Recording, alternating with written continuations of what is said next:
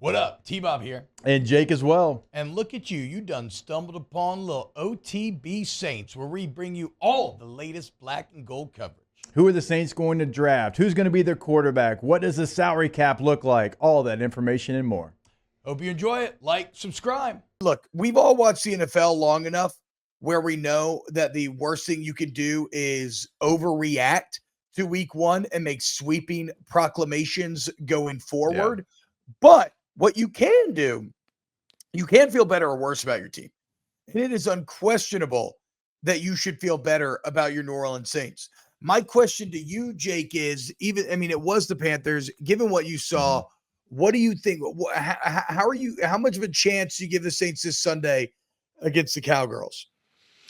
No, I give them an opportunity. Now, Dallas looked really good. I'm not going to lie there. Now, how good's Cleveland? That's going to be the question. I mean, Deshaun Watson, the Monstars, came down and took all the talent he had in Houston completely away, and he doesn't look like a shell of himself. And so we'll see. Both played bad teams, but in the NFL, you still have to go out there and take advantage of playing a bad team and win the game. And they both won in a way which you typically don't see in the NFL. If the Saints stay on schedule, if they have the game plan that they had, yeah, absolutely, they can go out there. Look, both these defenses are going to make it difficult for both offenses to score any points. I think these are two really good defenses. So can Derek Carr make the plays? Can Dak Prescott make the plays if you're a Cowboys fan? I think it's going to be a close football game. I don't expect it to be high scoring. If it ended up 21-17, something like that, that feels like where that game's going to live. Is defense winning in the NFL right now, Jake? A lot of low scores on Sunday. There were two quarterbacks that threw for over 300 yards. Do you know who they were? Two quarterbacks that threw. Mahomes? Actually, no. No, I felt like he did. He was at like 280. Allen? Josh Allen? No. Kyler Murray. I don't know. I'm just thinking of scores in my head. It was Tua and I think Tua led the NFL. You're right. Tua and Matt Stafford. But I guess whatever. That was just like a fun little fact. The overall question it felt like Mahomes threw for 300, but I agree. But is defense kind of punching back after I think so. Some very offensive years? Even last year, the defense was way better. Well, here's another thing to pay attention to, and you and I were joking about it while we were watching the game at the Queen. Shout out the Queen. They are really strict right now on these tackles lining up in the backfield.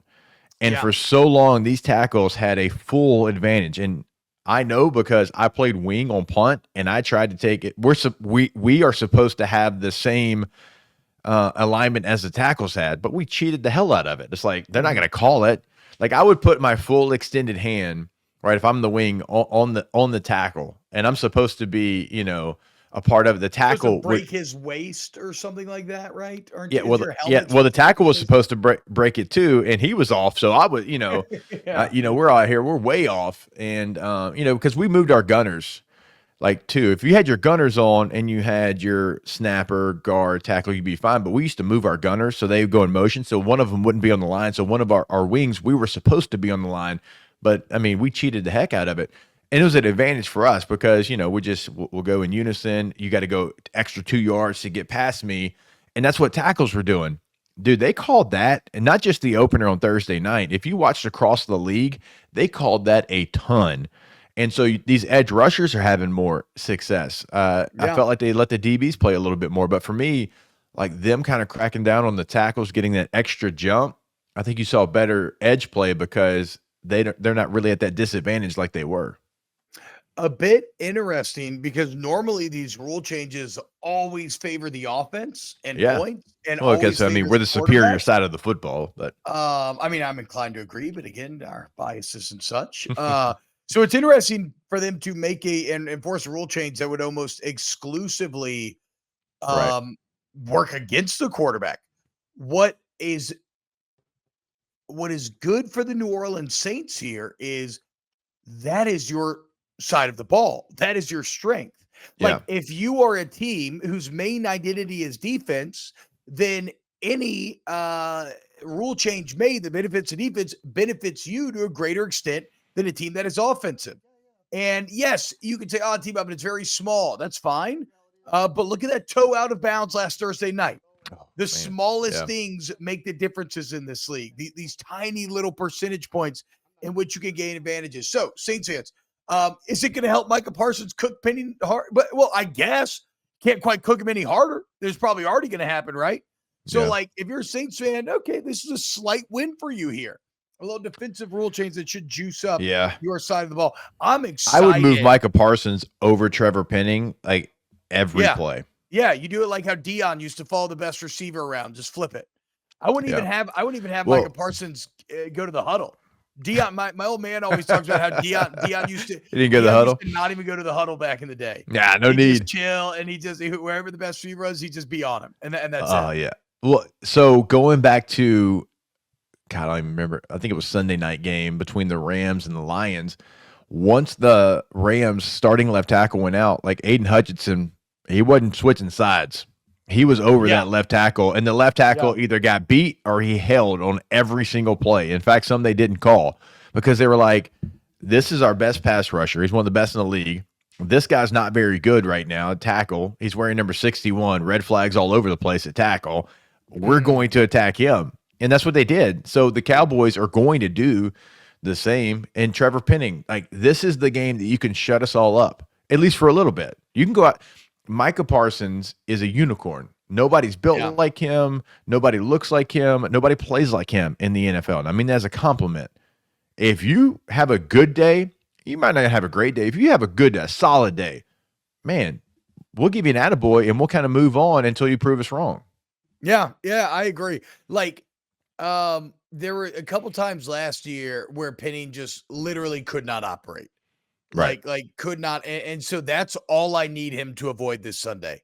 Like, I'm setting my expectations for him to give up a sack, maybe even 2. Yeah. Yeah. Which normally that gets you cut. But against Micah Parsons and who you are to this point, if you throw the ball 25 times and you give up a sack and a half, honestly, I would take that. It sounds crazy. It sounds wild to even say that, but that's kind of the situation. It's the best maybe in the league against potentially one of the worst pass protectors in the league.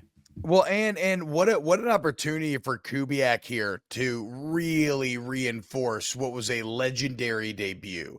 I mean, we spent all offseason painting this guy as the savior. Could not have been a better first showing, but now here immediately he is going to have to scheme his ass off to overcome some personnel disadvantages. On the other sid of the ball, Nick touched on it. Oh, go ahead. Yeah. Sorry to cut you off there. I did want to mention, you mentioned Kubiak and what he can do. It has got to be uncomfortable for Dallas and those edge rushers. I mean, move people all over the place.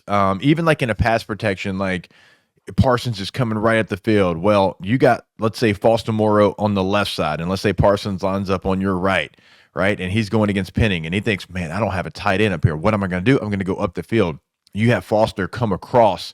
It's like a hard play action zone run where Foster looks like he's cutting off the backside, but it's a pass, and Parsons doesn't see him, and then Foster gets a shot on Parsons. That slows him down a little bit. Like, those are the things I'm talking about. Like, get creative.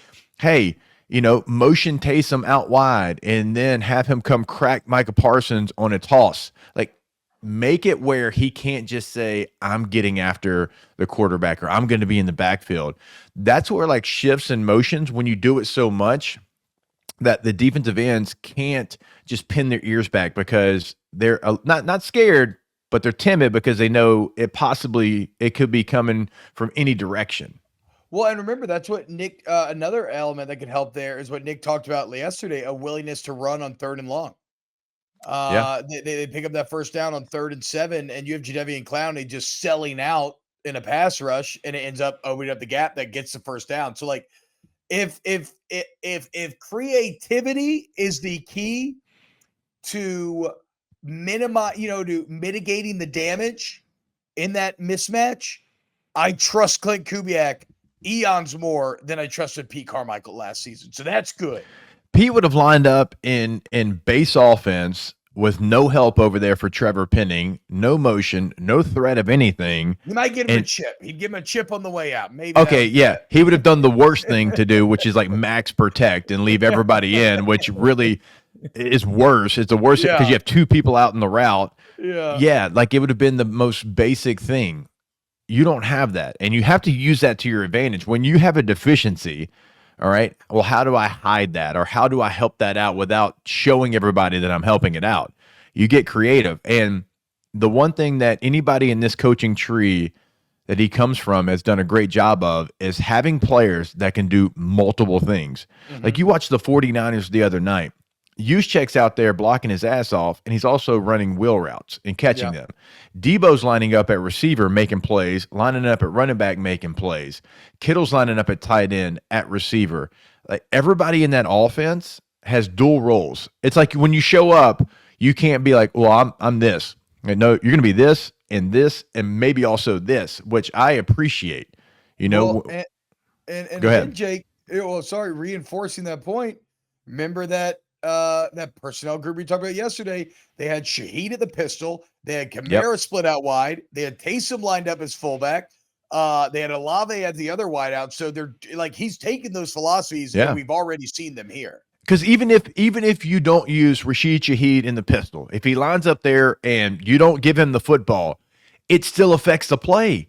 Because they're like, hold up, wait a minute. We had strike blitz call. We ain't doing that. Not with 22 back there. We're gonna bring strike blitz. Sam strong safety off the front side. He's gonna swing out, free release. They're gonna throw it to him. He's gonna hit the corner and be gone. We can't. Hey, base, call it off. And that's just with him being in the backfield. You don't even have to give him the football for them to affect the play. But if you just line up T and you run it, that doesn't scare me. I'm going to play whatever coverage. I'm going to still bring my blitz, and we're going to be us. But if you dictate what they've got to do, it slows them down.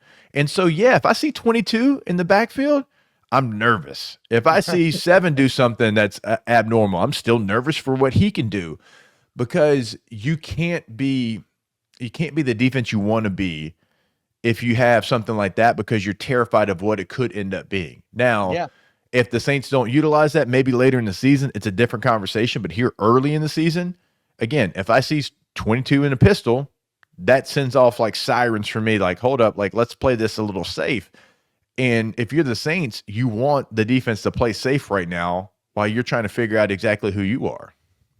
So, look, the bottom line about all this is already I'm so much more excited for this Cowboys game than I was previously. I cannot wait to see how they try to scheme it up offensively. Wow, just amazing black and gold takes right there, Jake. I don't think I've ever heard any takes that are better than the two guys that just gave you that take. And you can keep getting them by going ahead and liking, subscribing, ringing the bell to get notifications when we post. Have a great day. We'll see you on the next OTB Saints.